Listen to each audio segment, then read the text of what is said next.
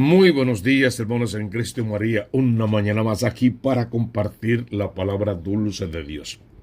Hoy es viernes 3 de marzo de 2023, primer viernes de mes. Les habla el Padre Tomás Galarza Figueroa. Este es su canal de gracia y bendición. Vamos a pedir al Señor que en este viernes podamos mantener los ayunos, la abstinencia que manda la iglesia. Ojalá que hoy no comamos carne. Si ya lo hiciste, ofrece cualquier otro sacrificio equivalente que valga la pena, que tenga sentido. Si no lo has hecho, mantente en la abstinencia, por favor, y recomiéndaselo también a toda la familia. Recuerda que hoy agradamos al Señor con la abstinencia, con el ayuno y con los sacrificios propios del tiempo de Cuaresma. También debemos recordar que en este primer viernes de mes le pedimos al Sagrado Corazón de Jesús que nos guarde ahí justo en su corazón como en el sagrario, que escuche nuestras plegarias. De esa manera que tu casa sea bendecida, tu hogar sea una iglesia doméstica que arde en el fuego del Espíritu Santo. Tus hijos sean conducidos de la mano de Jesús al encuentro personal con su propia salvación y juntos trabajemos por un mundo mejor. Que en tiempo de Cuaresma y cumpliendo con todos los requisitos de este tiempo podamos crecernos en santidad y servir como testimonio de vida para otros. Pidamos al Señor que arranque de nuestro corazón la soberbia, el orgullo, la vanidad, la hipocresía, la mentira, la doble vida, los dioses falsos.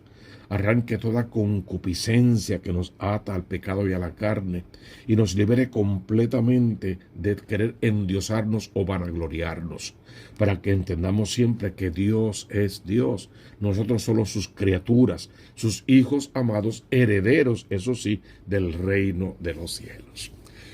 Mira esta primera lectura de hoy tomada del profeta Ezequiel en el capítulo 18, versos 21 al 28. Me gusta esta lectura de sobremanera porque pone de relieve varias cosas importantes. Esto dice el Señor: si el malvado se convierte de todos los pecados cometidos y observa todos mis preceptos, practica el derecho y la justicia, ciertamente vivirá y no morirá. Me gusta esa introducción, porque al decirlo de esa manera dice que mi pecado propio, mío personal, no tiene que ver mucho con el pecado de mis antepasados. Esa famosa idea de lo intergeneracional, que está bien, tendrá sus posibilidades y todo lo que tú quieras, como que Ezequiel lo tira por tierra diciendo no, cada uno es responsable de su pecado. Todos ayudamos a todos con el poder de la oración de intercesión, haciendo gestos de sacrificios y demás para que los demás se conviertan, eso es cierto, pero no tenemos que arrastrar con la culpa del otro, eso como que no nos toca definitivamente. De hecho, hemos sido bautizados y en el sacramento del bautismo han sido perdonados todos los pecados que cometimos antes de ese día, y si éramos niños también el pecado original. Por lo tanto, el texto me gusta muchísimo por esa idea. Yo soy responsable de mi pecado, daré cuentas a Dios de mi pecado. Si mantengo mi pecado hasta el final, no veré la gloria de Dios. Pero si me convierto, aunque sea al final, Dios en su justicia, en su derecho, en su misericordia, en su compasión, ejercerá sobre mi alma esa compasión, me perdonará y me dará un lugar en el reino de los cielos. No se tendrán en cuenta los delitos cometidos. Por la justicia que ha pactado vivirá. Pequé toda mi vida, me arrepentí de verdad, pacté alianza con Dios en el último momento. Dios es misericordioso. Dios verá la manera en que me va a salvar y cómo tendré que pagar por mis cuentas, claro que sí, pero en fin de cuentas sigue habiendo para mí una promesa de salvación, sigue habiendo para mí el consuelo de saberme hijo amado de Dios y con la capacidad de ocupar aquella mansión que se me fue preparada en el reino con duración de vida eterna. Mira lo que pregunta la lectura. ¿Acaso quiero yo la muerte del malvado? Está hablando Dios. ¿Acaso quiero yo la muerte del malvado? Y no que se convierta de su conducta y viva. Claro, está muy clara la pregunta y más clara la respuesta. Lo que Dios busca no es que el malvado muera, es que se convierta, que vuelva a Dios, que viva para la eternidad. Si el inocente se aparta de su inocencia y comete maldades, ahora vamos al lado contrario.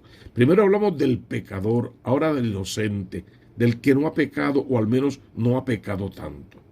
Si el inocente se aparta de su inocencia y comete maldades, como las acciones detestables del malvado, o sea, que imita la conducta del malvado, ¿acaso podrá vivir? No se tendrán en cuenta sus obras justas. Por el mal que hizo y por el pecado cometido morirá. Eso está fuerte, pero también es cierto. Vives en gracia todo el tiempo, conoces el poder, el amor de Dios. Igual que pasó con Caín, vivía en gracia, en presencia de Dios, favorecido por Dios. Y un día por celos, por envidia, cambió su conducta y mató a su hermano. Pues fue apartado de la presencia de Dios, definitivamente, marcado porque Dios protege aún al malvado para que nadie pudiera hacerle daño, pero apartado de la presencia de Dios. Esa es la idea.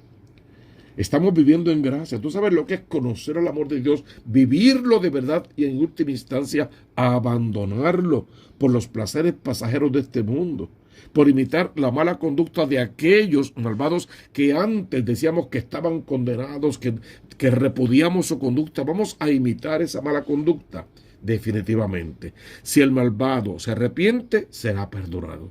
Pero si el justo comete pecado, se perderá, a no ser que se arrepienta de verdad y vuelva a tiempo a la casa de papá. No es justo el proceder de Dios. Entonces decía el pueblo que escuchaba estas aclamaciones del profeta. No es justo el proceder del Señor. Escucha, casa de Israel. ¿Es injusto mi proceder? Pregunta Dios. ¿No es más bien su proceder el que es injusto? Cuando el inocente se aparta de su inocencia, comete maldad y muere. ¿Qué es lo que mata el alma? ¿La maldad? El pecado, la concupiscencia, la idolatría, todo tipo de acechanza y de maldad mata el alma. Pues si el que es bueno empieza a pecar, tiene que perderse, porque está haciendo la obra de perdición. Por lo tanto, va a responder con todas las de la ley. Cuando el inocente se aparta de su inocencia, comete la maldad y muere. Muere por la maldad que cometió. Ahora bien, cuando el malvado se convierte de la maldad que hizo y practica el derecho y la justicia, él salva su propia vida. Si recapacita y se convierte de los delitos cometidos, ciertamente vivirá y no morirá. ¿Qué es lo que dice el texto? Tú eres responsable de tu pecado y darás cuenta por el tuyo. Eres responsable del pecado del otro solo en tanto y en cuanto puedes interceder para que se convierta, servirle de testimonio para que se convierta el malvado en justo y no para que el justo se convierta en malvado. Es que ellos vengan a seguirnos a nosotros en el camino de la salvación, no que los justos sigamos a los pecadores en el camino de la perdición. Si el inocente se aparta del camino de Dios, pierde su oportunidad, la que tejió toda su vida, pero al final decidió cambiarla por un poco de placer. En cambio, el llamado es para los malvados, para ti y para mí, que también tenemos nuestra propia maldad, que nos convirtamos de verdad, que regresemos a la casa del Señor, que busquemos los atrios de su casa y que queramos vivir en santidad, entiéndase, en justicia, conociendo y cumpliendo siempre con la voluntad de Dios. Y a eso el Salmo 129 como respuesta. Si llevas cuenta de los delitos, Señor, ¿quién podrá resistir? ¿Qué quiere el salmista? Que reconozcamos que Dios de verdad no lleva cuenta de nuestros delitos, que lo que Él quiere es que nos convirtamos para salvarnos, para perdonarnos, y que la pregunta final que nos va a hacer es ¿cuánto amaste? Por eso los versos de este salmo son espectaculares. Desde lo hondo a ti grito, Señor.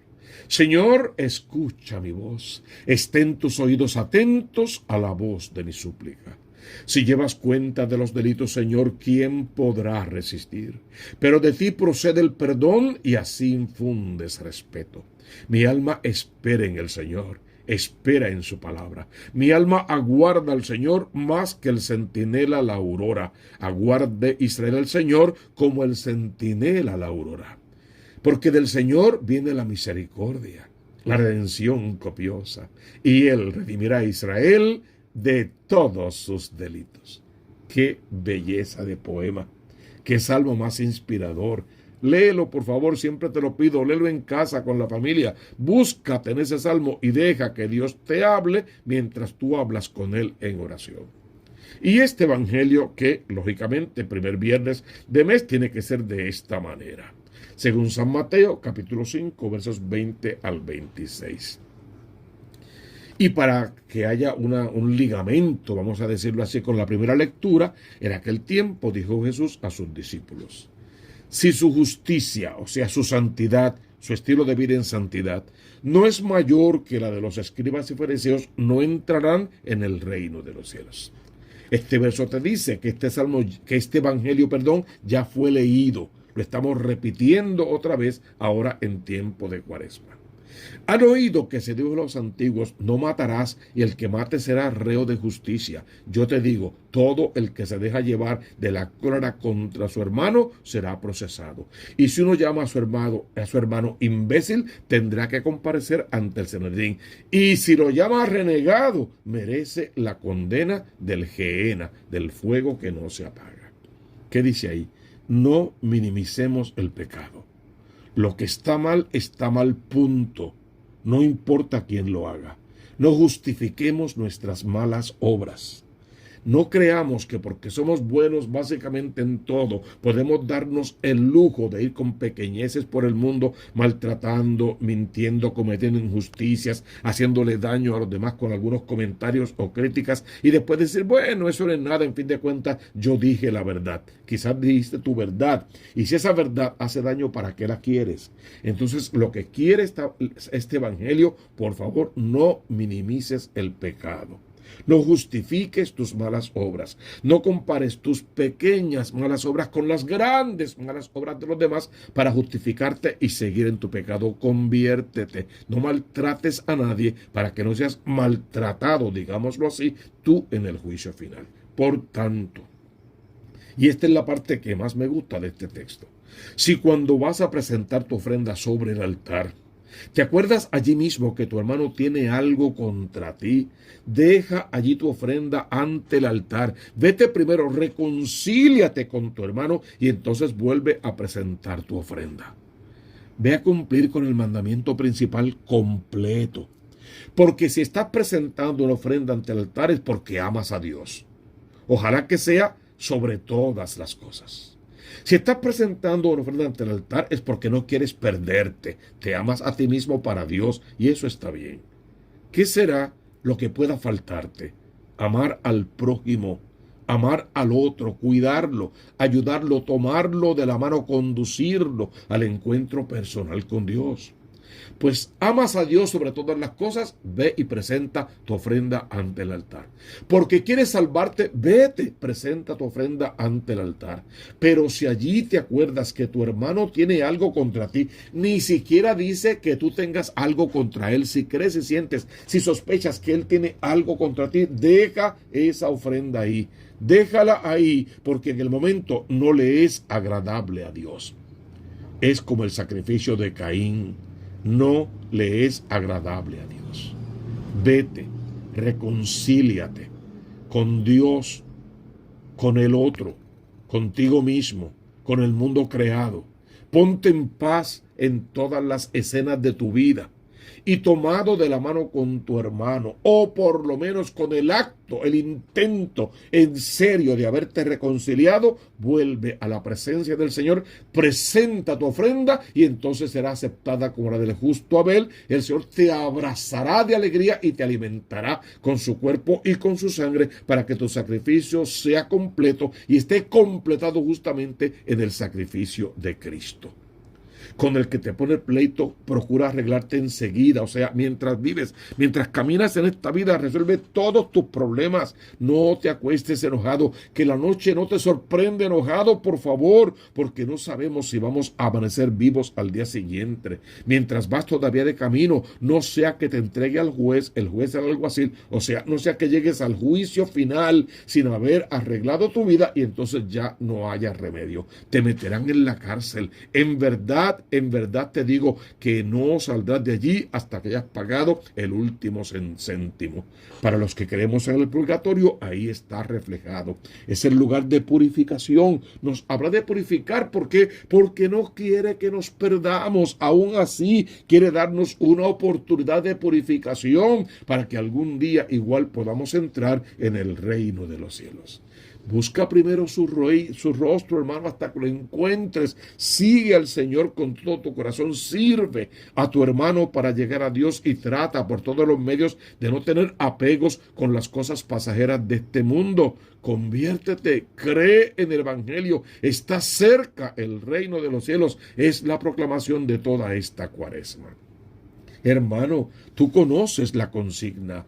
Busca primero el reino de Dios con su justicia y todo lo demás vendrá por añadidura. Suscríbete a este canal Tomás Galarza Figueroa y al canal de la Diócesis de Mayagüez. Toca la campanita, dale like, colócalo en todas tus redes sociales. Ayúdanos a evangelizar, por favor. Deja tus comentarios, tus sugerencias, pero sobre todo tus intenciones para la misa.